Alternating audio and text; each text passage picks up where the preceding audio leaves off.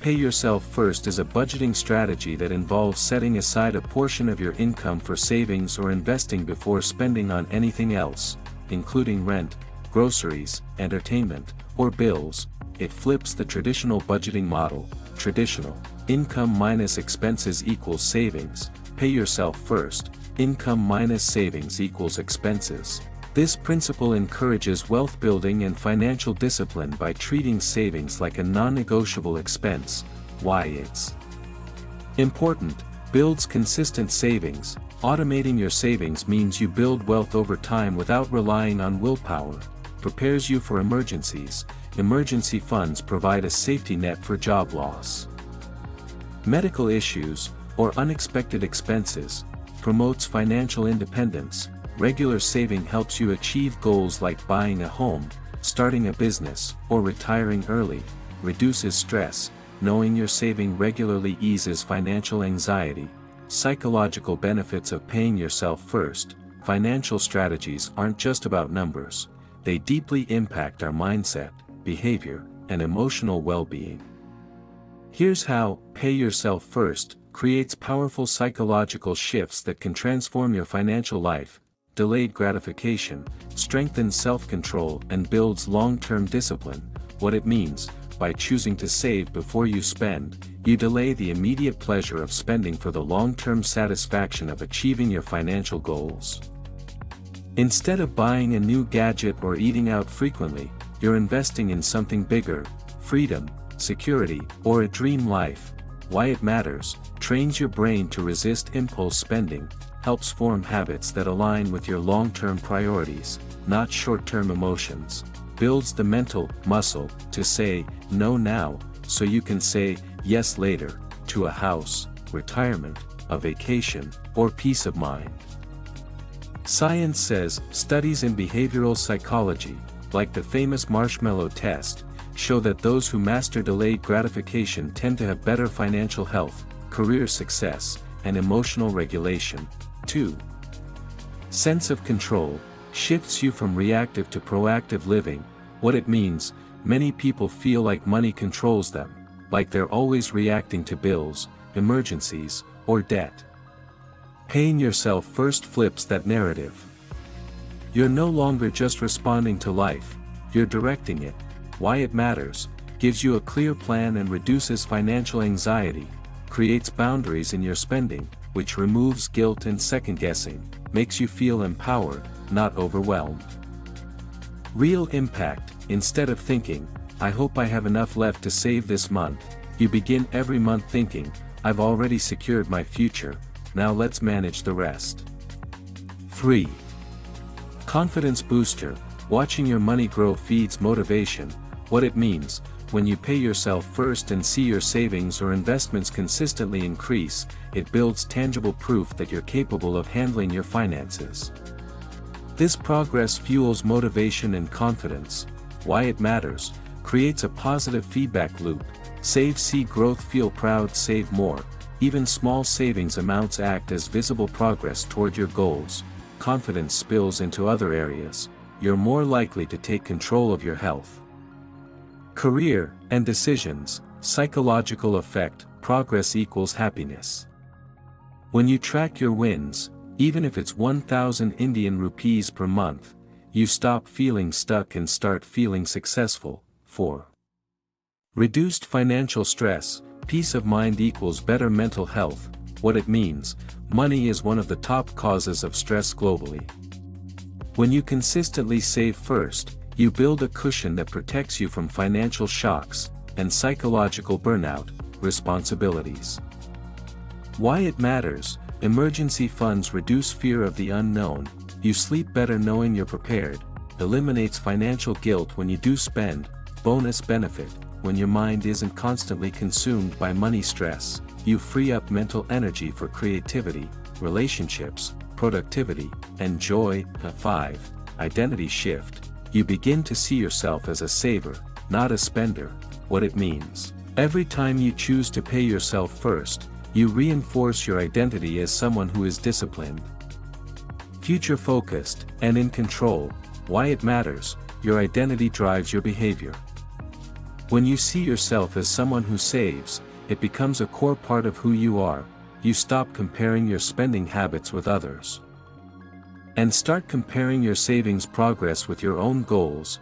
You align more with abundance thinking instead of scarcity or survival mode. How much should you pay yourself? There's no one-size-fits-all, but general guidelines are: carefully study this table. 10% of income is suggested for emergency fund, 10 to 15% for retirement savings, 5 to 10% for short-term goals, and as much as possible for investments. How to implement it practically: 1. Set clear goals. Emergency fund, 3 to 6 months of expenses, retirement, down payment for a house, vacation, education, etc. 2. Automate your savings. Set up automatic transfers on payday. Use separate accounts for short-term and long-term savings. 3. Create a realistic budget. Budget what's left after you've paid yourself. Prioritize needs over wants. 4. Cut unnecessary expenses. Cancel and use subscriptions. Eat out less. Buy second-hand or in bulk. 5. Increase savings with income growth. Get a raise, bonus, side hustle. Increase your pay-yourself portion before spending more. Where should the money go? 1.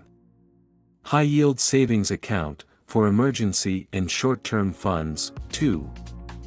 Roth IRA or 401k or pension, for retirement savings. 3.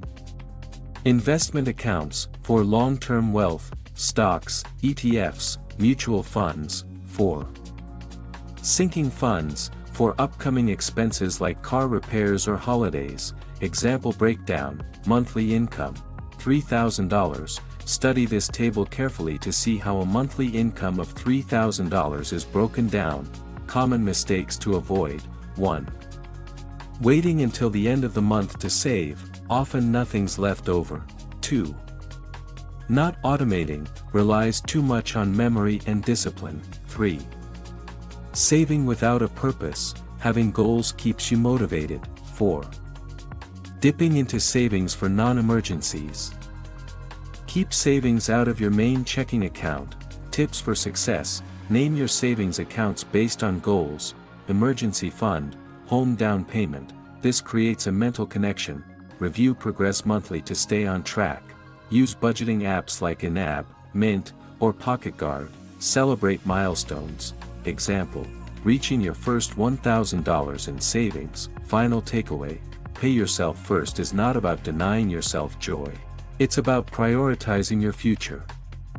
By saving before spending, you're making a conscious choice to secure your financial freedom. Case study: how Pay Yourself First changed Maya's financial life. Background: name, Maya Singh, age, 28, occupation, marketing executive.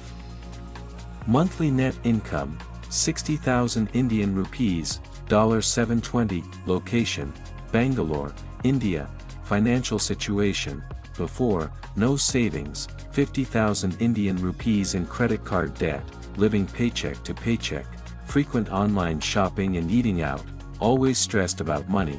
Before implementing Pay Yourself First, monthly budget breakdown: rent, 18,000 Indian rupees, food and dining, 10,000 Indian rupees, shopping and subscriptions, 8,000 Indian rupees, credit card minimum payment, 5,000 Indian rupees, transport and utilities, 7,000 Indian rupees, entertainment, 5,000 Indian rupees, savings, 0 Indian rupees, total, Indian rupee 53,000, leftover, 7,000 Indian rupees, often spent randomly. Despite making a decent income, Maya had zero savings and high anxiety about emergencies. Turning point: in April 2024, Maya watched a video about Pay Yourself First, yours, perhaps, and decided to take control of her finances. After implementing Pay Yourself First, Step 1. Set a goal: save 10,000 Indian rupees per month, 17% of income, clear credit card debt in 1 year. Build emergency fund of 100,000 Indian rupees. Step 2. automated transfers, 5,000 Indian rupees to a high-interest savings account, 3,000 Indian rupees toward credit card. Repayment, 2,000 Indian rupees into a mutual fund SIP. Step 3, adjusted spending, 1. Rent, old 18,000, new 18,000, 2. Food and dining, old 10,000, new 7,000, 3. Shopping and subscriptions, old 8,000, new 2,000.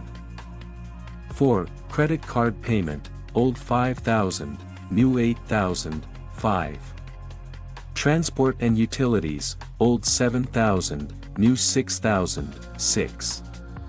Entertainment, old 5,000, new 3,000, 7.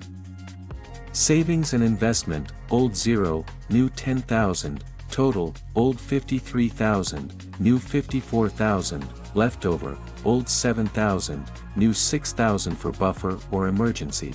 6 months later, August 2024, results, emergency fund, 30,000 Indian rupees saved, credit card debt, reduced from 50,000 Indian rupees to 2,000 Indian rupees.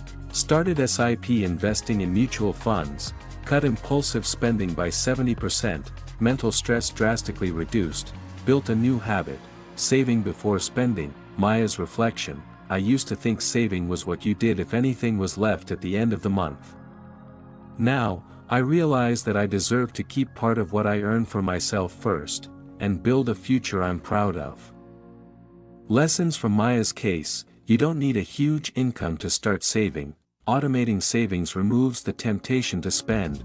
Lifestyle changes, even small ones, can have a huge financial impact. Paying yourself first builds financial confidence. Thank you for watching. If you found this helpful, make sure to like, share, and subscribe. And keep an eye out for more simple, powerful financial tips coming your way soon. Take control of your money, one smart move at a time. See you in the next video.